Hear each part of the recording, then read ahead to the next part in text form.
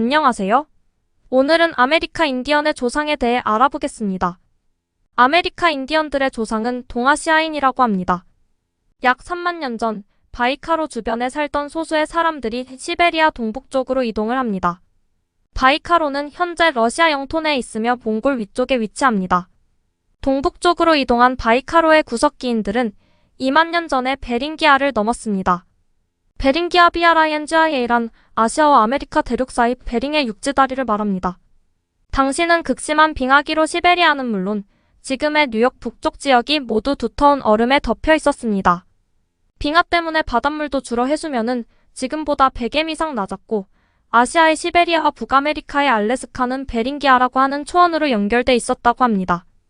그러니까 바이카로 주변에 살던 소수의 동아시아인이 동북쪽으로 이동하다가 베링기아라고 불리는 초원을 따라 사람이 살지 않는 거대한 대륙 아메리카로 들어가게 된 것이지요.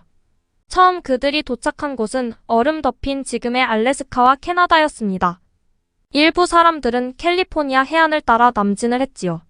그런데 약 1만 6천 년 전 두터운 빙하를 벗어났으며 베링기아라고 불리는 초원은 바닷물에 잠겨 아시아와 아메리카는 단절이 됩니다. 즉 아시아와 아메리카 사이에 베링기아 대신 베링해가 생긴 것이지요.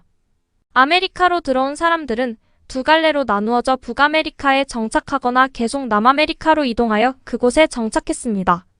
우리 민족이 인디언과 관련이 있음을 말할 때 바이카로를 말하는데 이 호수는 몽골 북쪽에 있는 커다란 호수입니다.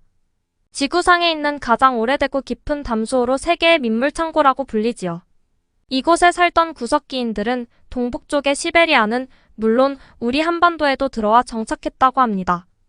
바이카로 오른쪽을 둘러싸고 있고 러시아 연방에 속해 있는 브랴트 공화국의 풍습이 한반도 내에 살고 있는 우리 민족의 풍습과 비슷하다고 합니다. 그리고 바이카로 아론섬에 살고 있는 코리족의 일부가 우리 한반도로 와서 정착을 하여 후에 부여족과 고려족의 기원이 되었다고 주장하는 사람들도 있습니다. 일찍이 육당 최남선 선생은 바이카로는 한민족 문화의 발상지라고 말했다고 하네요.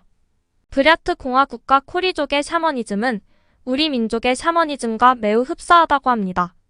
이게 사실이라면 인디언들과 우리 한국인들은 공동 조상을 가지고 있는 것이지요. 실제로 한반도 북쪽에 살던 사람들의 유전자와 아메리카 대륙 알래스카에서 발견된 사람들의 유전자가 비슷한 것을 보면 아메리카 인디언의 조상과 우리 한반도에 있는 한민족의 조상이 전혀 남이 아니라는 것을 알 수 있습니다.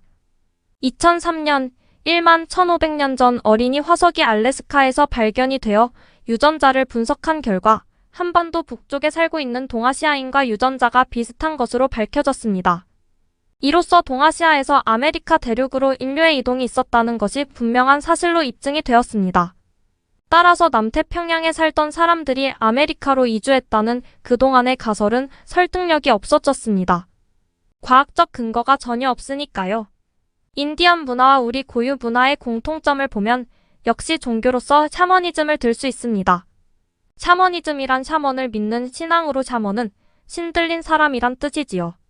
샤머니즘에서는 모든 자연물에 영혼이 깃들여 있다고 생각하기 때문에 자연을 함부로 하지 않는데 인디언들의 자연 존중 사상도 여기서 온 것이라고 볼 수 있습니다.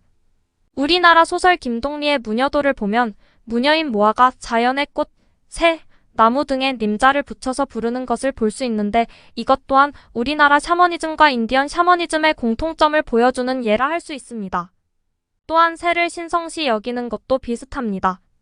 우리나라도 고대에는 새를 신성시하였는데 새가 하늘과 땅 사이에서 신과 인간을 연결하는 전령의 역할을 한다고 생각하기 때문이었습니다. 바이카로나 시베리아, 만주 등지에 살고 있던 고대인들은 모두 새를 숭배했습니다.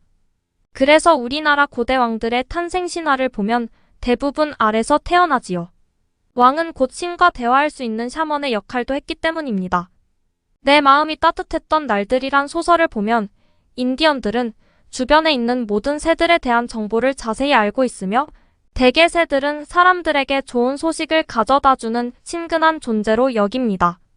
그리고 나바오 인디언들은 전통적으로 새와 알을 먹지 않는데 이 때문인지 나바오 인디언들은 거의 암에 걸리지 않는다고 하지요. 왜 전통적으로 새와 알을 먹지 않을까요? 그것은 아주 오래전부터 인디언들이 가지고 있었던 종교적인 신념이라고 보면 좋을 것입니다.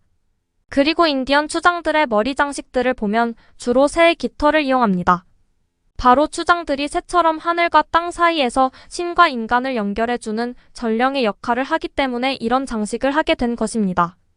현재 아메리카에 남아있는 인디언들은 대부분 메스티소로 인디언과 라틴 백인들의 혼혈인 경우가 많고, 순수 혈통인 경우는 보기 힘든데 코가 뾰족하고 백인처럼 눈이 푹 꺼진 모습을 가진 인디언들은 혼혈이며, 동아시아인들처럼 생긴 인디언들이 순수 혈통을 가진 인디언들입니다.